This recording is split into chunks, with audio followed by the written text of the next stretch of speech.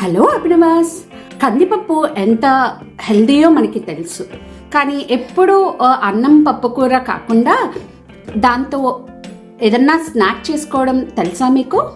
అయితే ఇది చూడండి, ఎర్ర కందిపప్పుతో పకోడా హెల్దీగా రుచికరంగా చాలా బాగుంటుంది. మరి ఎలా చేయాలో చూసేద్దామా?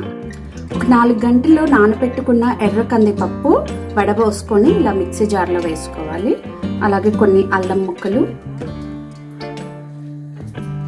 ఎండుమిర్చి, వెల్లుల్లి ఉంటే కూడా వేసుకోవచ్చు, నా దగ్గర ఇప్పుడు లేదు.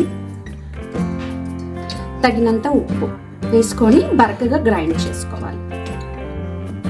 బరకగా కలుపుకున్న పిండిలో కొంచెం జీలకర్ర,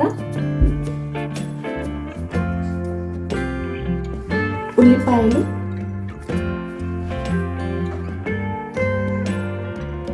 కొత్తిమీర,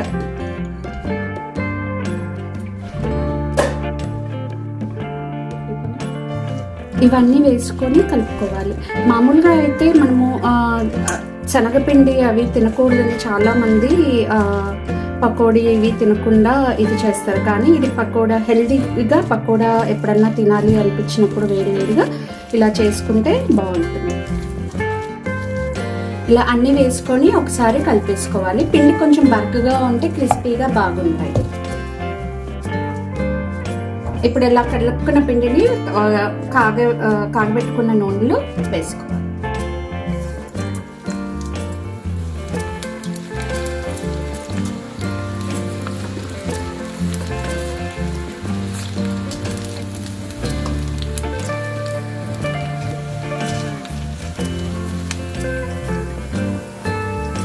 చూసారు కదా, ఇలా గోల్డెన్ బ్రౌన్లోకి వచ్చిన తర్వాత నూనెలోంచి తీసేసుకోవాలి.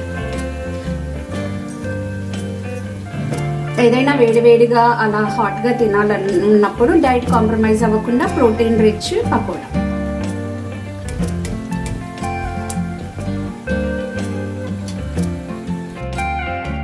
మరి చూసారు కదా, ఆరోగ్యకరమైన మరియు రుచికరమైన పకోడా ఎర్ర కందిపప్పుతో ఎలా చేయాలో.